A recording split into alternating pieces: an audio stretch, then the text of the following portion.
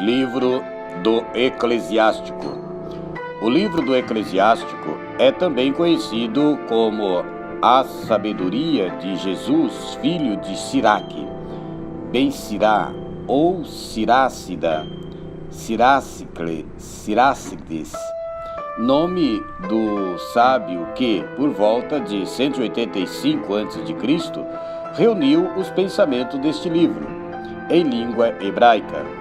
Meio século depois foi traduzido para o grego pelo neto do sábio, conforme explica o prólogo.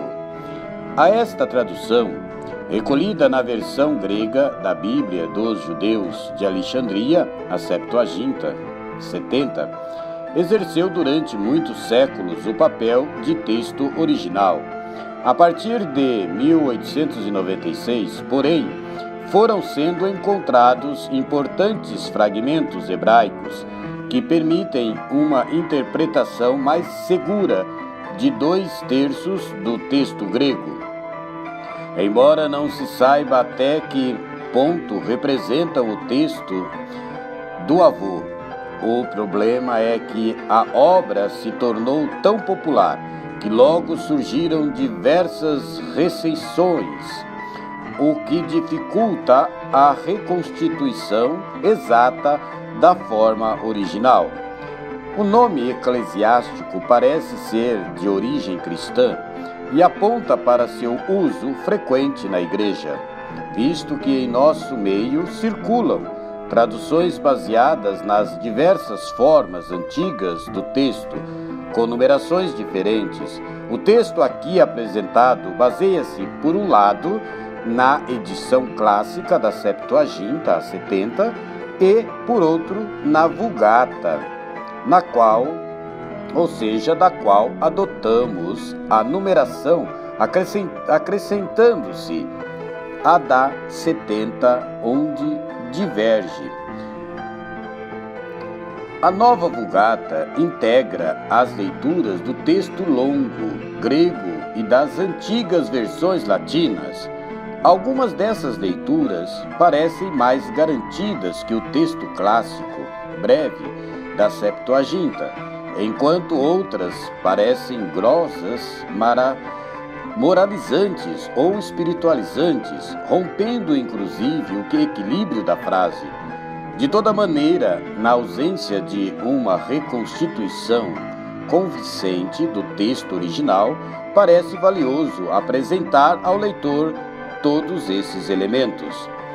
Jesus Ben-Sirá viveu por volta de 200 a.C., quando os judeus de Jerusalém tinham boas relações com seus governantes egípcios, os primeiros Ptolomeus, sucessores de Alexandre Magno no Egito, que inclusive mandaram traduzir a Bíblia para o grego. Foi contemporâneo do admirável sumo sacerdote Simão II, pai de Onias III, assassinado pouco antes da perseguição desencadeada pelo rei sírio Antíoco Epífanes, conferir segundo Macabeus 4:30-35.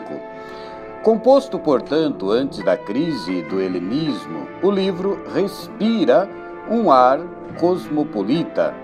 É uma valiosa amostra do ambiente judeu helenista de Jerusalém, no início do século II a.C., quando ali conviviam as culturas judaica e grega. O livro parece responder, do ponto de vista da fé, aos questionamentos do Eclesiastes, escrito pouco antes. Uma pequena síntese do que o livro do Eclesiástico fala. O capítulo 1 ao capítulo 23 fala das máximas sapienciais colocadas na boca do sábio. Do capítulo 24, 1 até 42, 14, trata ou vai falar, da sabedoria personificada. Outras máximas também aqui se encontram do sábio.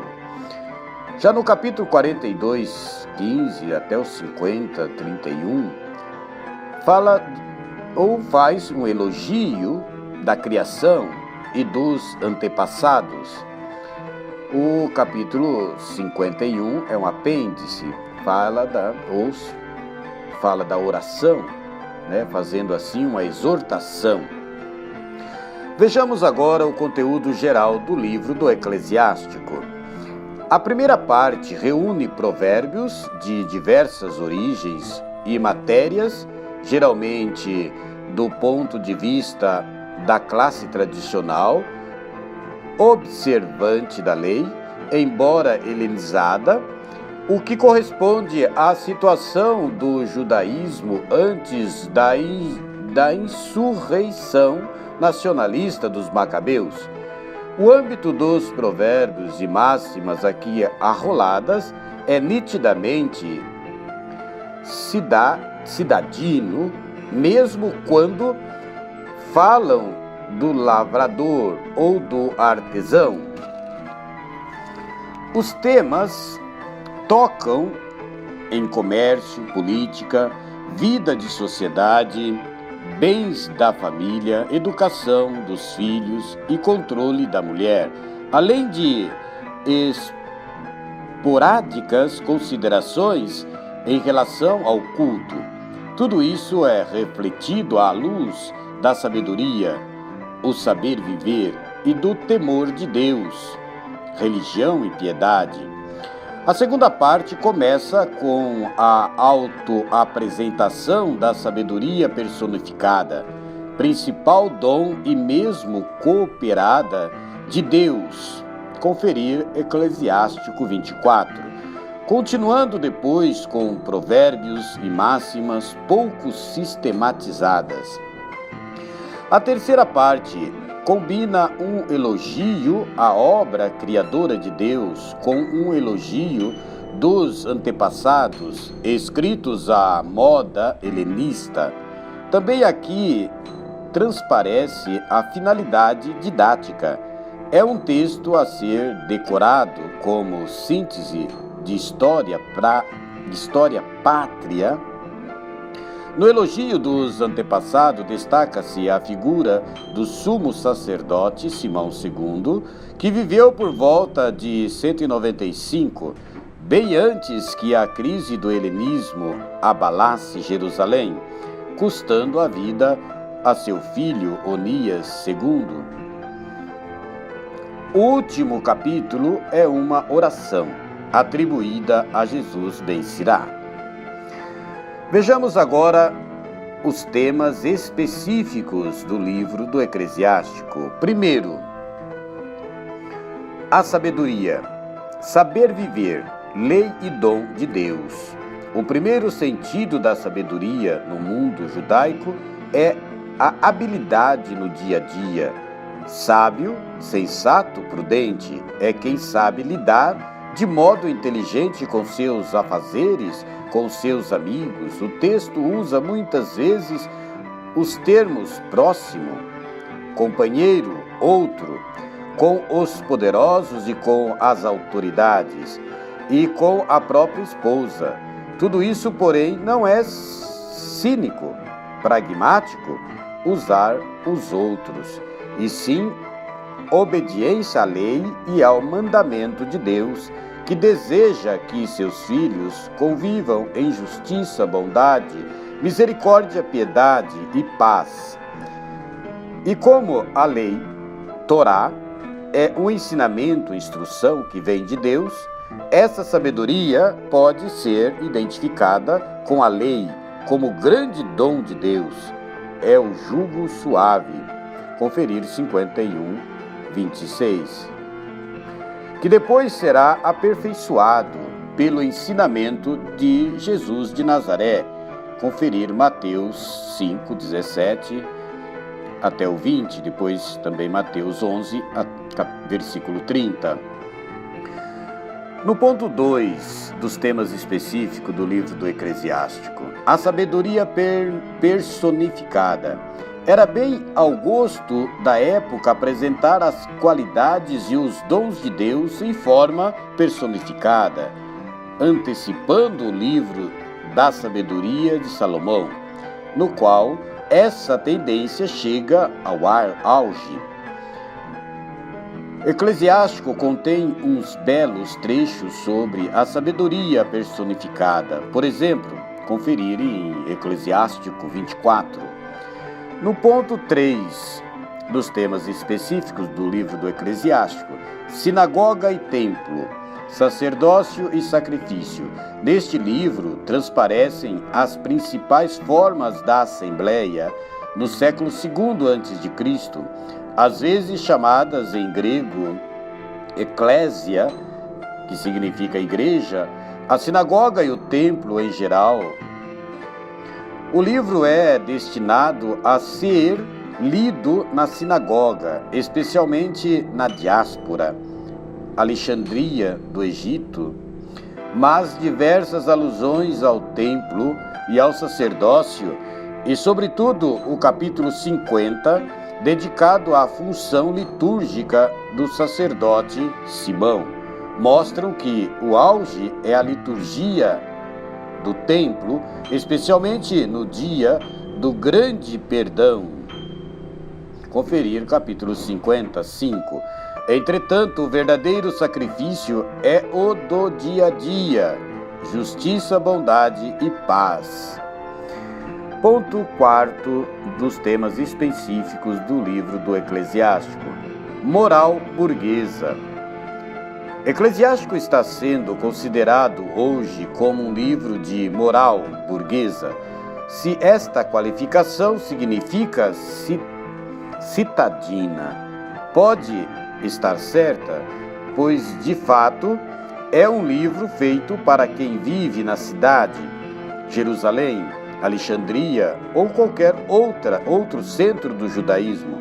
Ora, quem pensa que se trata de uma moral que justifique a dominação existente, leia Eclesiástico 13:19, sobre pobres e ricos. No ponto 6 dos temas específicos, a mulher. Apesar de algumas belas frases sobre a companheira perfeita, Eclesiástico, sobretudo, o texto longo apresentado nesta tradução excede aquilo que nossa sensibilidade admite em termos de preconceito contra a mulher. Desconte-se o tradicional patriarcalismo semítico e, sobretudo, o fato de que a sociedade de Jerusalém, naqueles anos, estava sendo invadida por costumes novos e mulheres pouco discretas, à maneira da cultura internacional, helenismo, o que devia provocar uma reação conservadora. Prólogo do tradutor grego. Muitas e importantes lições nos foram transmitidas pela lei, pelos profetas e pelos outros escritos que os seguiram. É graças a eles que se deve louvar Israel por sua instrução e sabedoria, mas não basta que somente aqueles que os leem se tornem instruídos. Os que se dedicam à sabedoria devem também ser úteis, tanto pela palavra como por escrito, para os estrangeiros. Eis porque meu avô, Jesus, depois de entregar-se com afinco à leitura da lei, dos profetas e dos outros livros que nos foram transmitidos pelos nossos antepassados, e tendo-se feito bastante versado neles, quis também escrever alguma coisa do que se refere à instrução e à sabedoria. E isto para que, tendo-se instruído nestas coisas, os que desejam aprender sintam-se cada vez mais atraídos e se confirmem na vida segundo a lei. Por isso vos exorto a que procureis, ou seja, vos exorto a que procureis fazer sua leitura com benevolência e tanto maior atenção, mostrando também indulgências, apesar do nosso esforço na interpretação, tivemos falhado em algumas palavras, pois os vocábulos hebraicos, quando vertidos para outra língua, já não têm a mesma força. E não é só neste livro. A própria lei e os profetas e o conteúdo dos outros livros apresentam não pequena diferença quando lidos no original. Foi no ano 38 do tempo do rei Ptolomeu Evergetes que eu, tendo chegado ao Egito e aí permanecendo bastante tempo, encontrei um exemplar de valor doutrinal não desprezível. Por isso, achei bom e necessário também da minha parte empregar algum esforço e dedicação para traduzir este livro. Muitas vigílias e conhecimento empreguei nesse espaço de tempo até poder terminar e publicar o volume, e isso também para aqueles que, vivendo em terra estranha, já instruídos em seus costumes, estejam predispostos a viver em conformidade com a lei.